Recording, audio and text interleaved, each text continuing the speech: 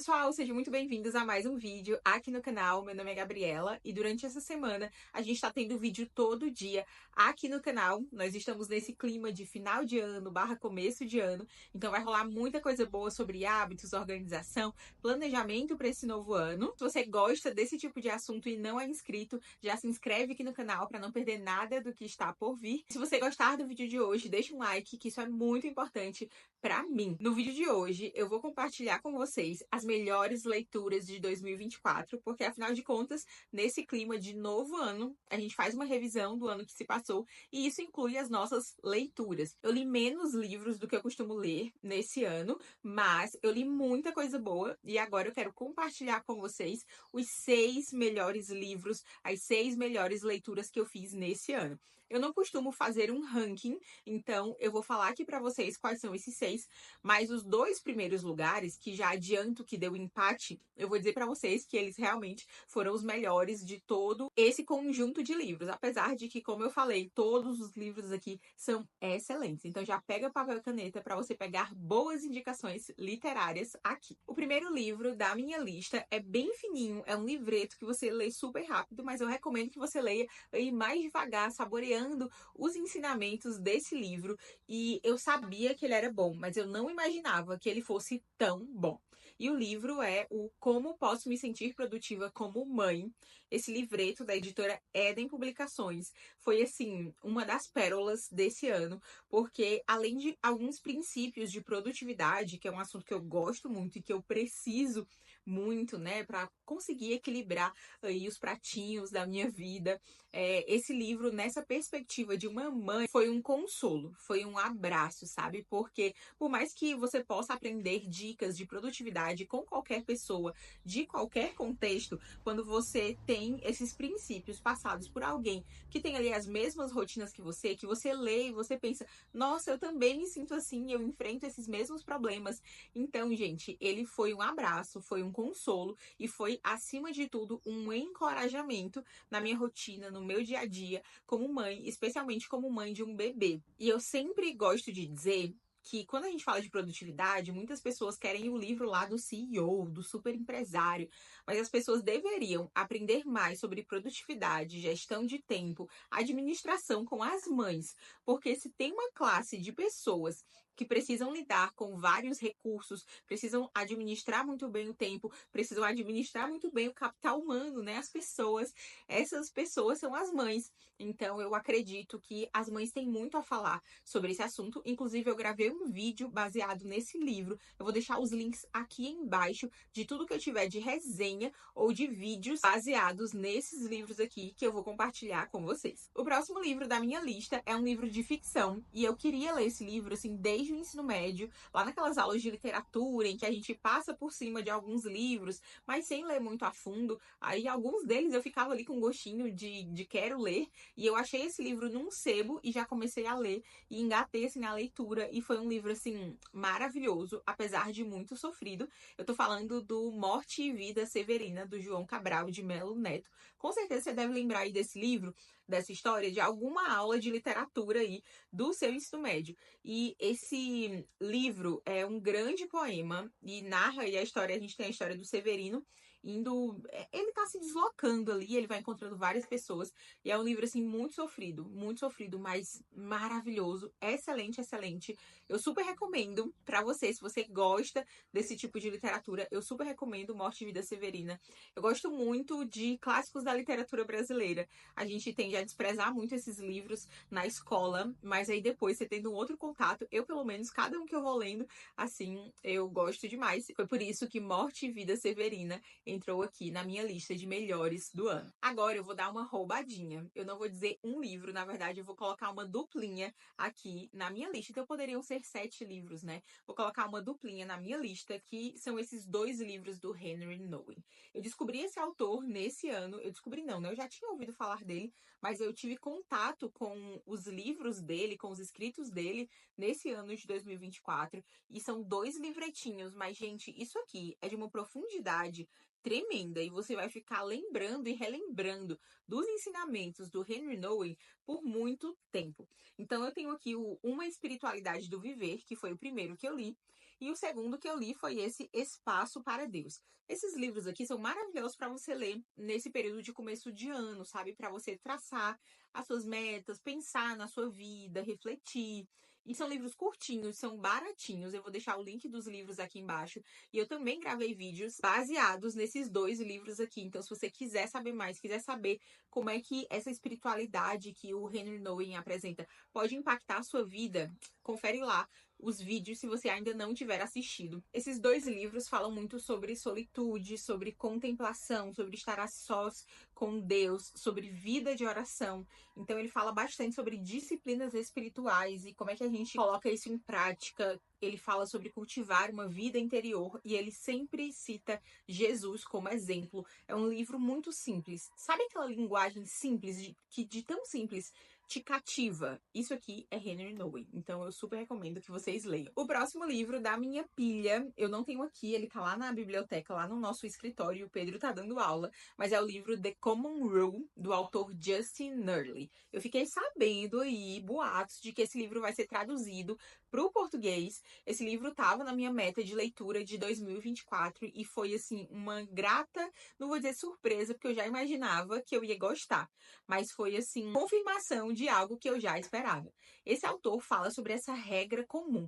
E o que é essa regra comum? São 8 hábitos que você vai praticar diariamente e semanalmente. São hábitos individuais e hábitos coletivos. A ideia é que você tenha uma vida com mais presença, uma vida com mais propósito, com mais intenção, mediante a prática desses hábitos. Então, tem hábitos desde leitura da Bíblia antes de pegar o seu celular, até deixar o seu celular de lado, né, desligado, todos os dias por 1 hora. Tem hábitos também relacionados à comunidade. Ele é muito focado nessa parte de vida em comunhão, de vida em comunidade. Ele enfatiza muito essa necessidade que nós temos de largar essa vida online para viver, aproveitar, né, a comunhão com pessoas, especialmente com as pessoas que estão perto de nós. Então, um dos hábitos que ele sugere é que a gente passe pelo menos 1 hora conversando com um amigo 1 vez por semana.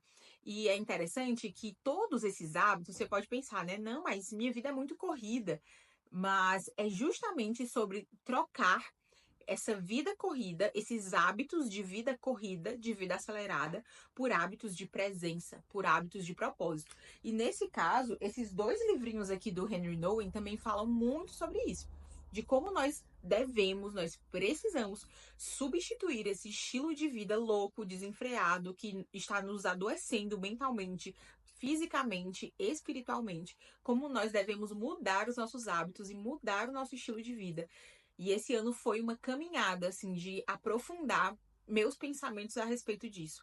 Meus pensamentos a respeito dessa mudança de estilo de vida, de viver uma vida com mais presença. Tanto que uma das minhas principais metas pro ano que vem é justamente tem a ver com essa palavra, presença, né? E eu quero compartilhar com vocês num vídeo que vai sair falando sobre a minha preparação pro ano que vem. E aí eu comento um pouquinho das minhas metas, né? Fiquem ligados que em breve sai esse vídeo. E agora sim, chegamos aos melhores de 2024. Nenhum desses que eu mostrei anteriormente está numa ordem particular. De preferência, todos eles são excelentes. Mas esses dois empataram aqui no primeiro lugar.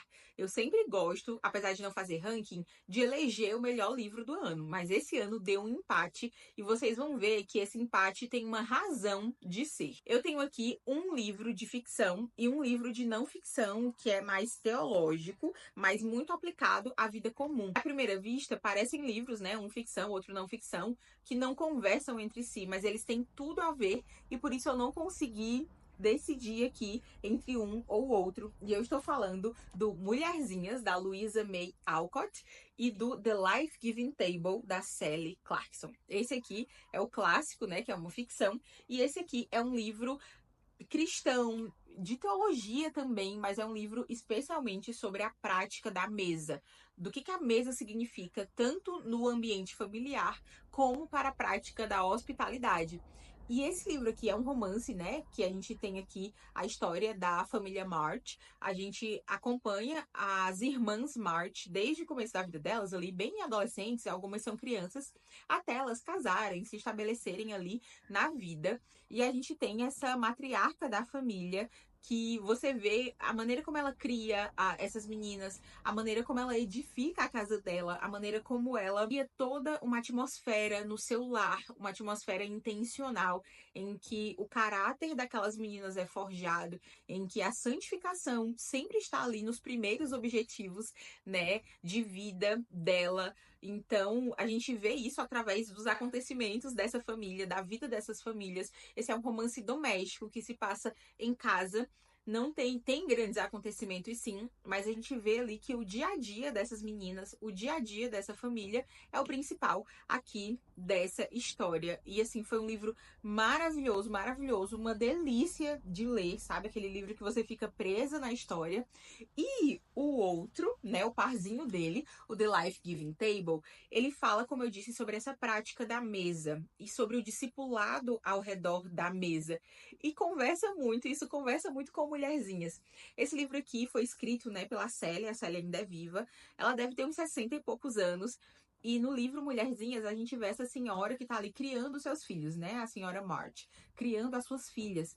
E aqui ela já criou, né? A Sally Clarkson já criou seus 4 filhos, eles são adultos. A gente vê, ela fala da relação entre eles, dessa intenção. Ela intencionalmente decidiu criar uma atmosfera na sua casa em que o discipulado acontecesse no dia a dia. Então, gente, esses livros aqui têm tudo a ver um com o outro. Tudo a ver mesmo. E eles foram, assim, obras maravilhosas que muito me abençoaram, que muito me edificaram. Vira e mexe, eu pego aqui alguma coisa do Mulherzinhas pra reler. E esse aqui vai estar ali sempre na minha cabeceira, porque esse livro aqui é um livro para ser lido e relido. A gente ainda não tem vídeo para esses 2 livros, mas eu vou ver em breve como é que eu posso trazer esses livros, o conteúdo desses livros aqui para vocês, como é que eu posso compartilhar mais dessas 2 obras incríveis, fantásticas com vocês. Eu espero que vocês tenham gostado de saber da minha lista de melhores leituras desse ano de 2024. E eu quero te pedir para você comentar aqui embaixo qual foi o melhor livro que você leu. Você comenta pelo menos um, melhor de todos.